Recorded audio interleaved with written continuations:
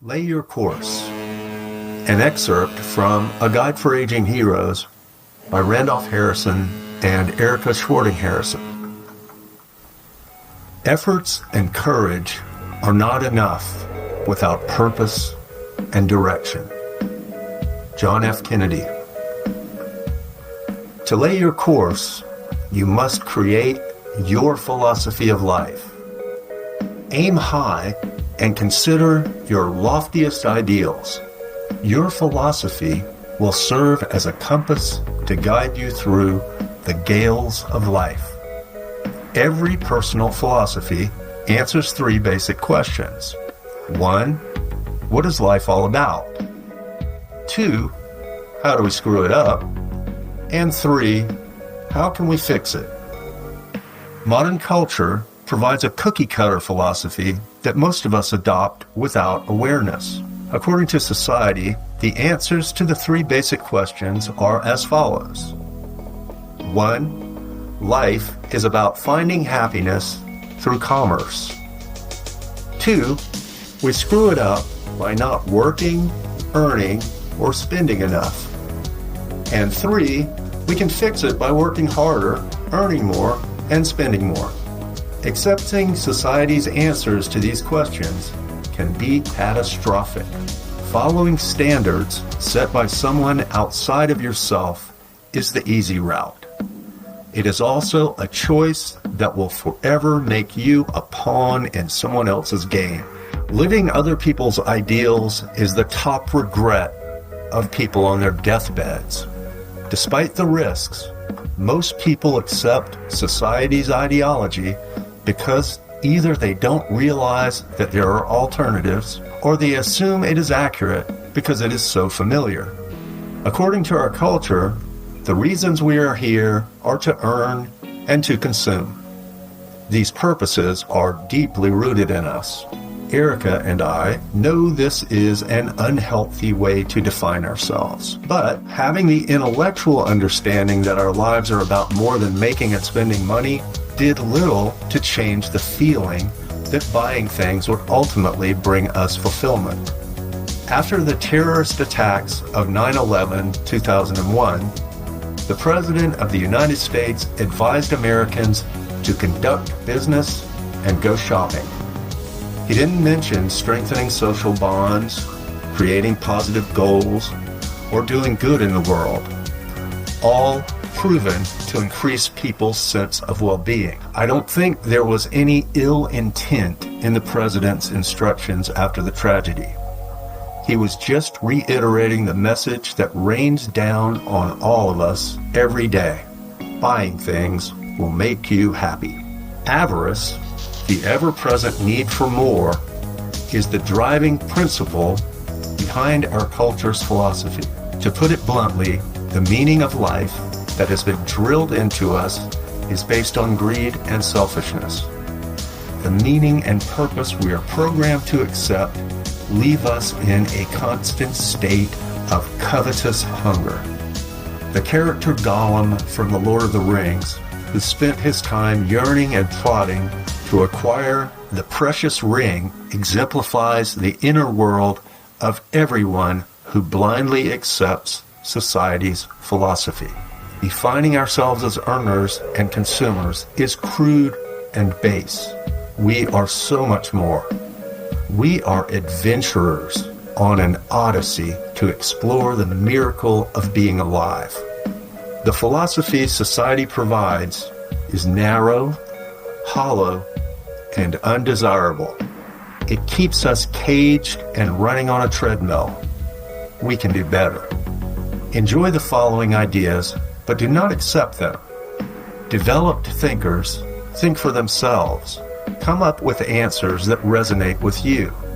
These examples show how a few different thinkers answered the three questions. Dame Jean Iris Murdoch saw life as an opportunity to move from ignorance to knowledge, from illusion to reality. Human beings' views are impaired by quick judgments based on incomplete information. She uses the example of a mother-in-law whose personal bias automatically causes her to judge the daughter-in-law negatively.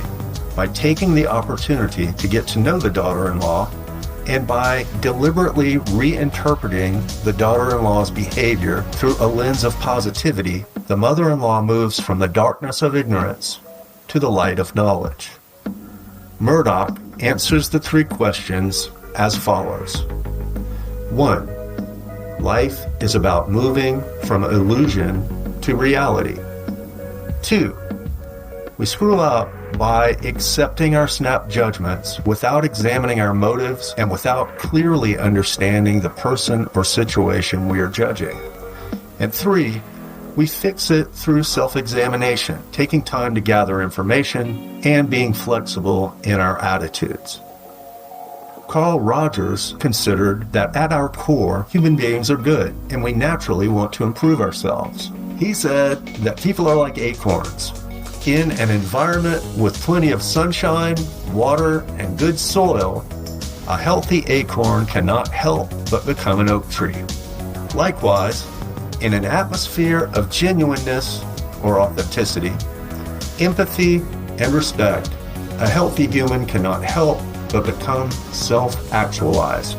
A self-actualized person has become her best possible self by developing her talents and gifts. Rogers answers the 3 questions like this. 1. Life is about self-actualization, about being all we can be. 2. We screw it up by exposing ourselves to psychologically toxic environments marked by phoniness, selfishness, and disrespect. 3. We fix it by enriching our environments with authenticity, caring, and deference. Erica and I think that life is exactly what it's supposed to be. We cannot change life, but we can change ourselves. We believe people are tasked with creating purpose and meaning through personal development, service, and gratitude.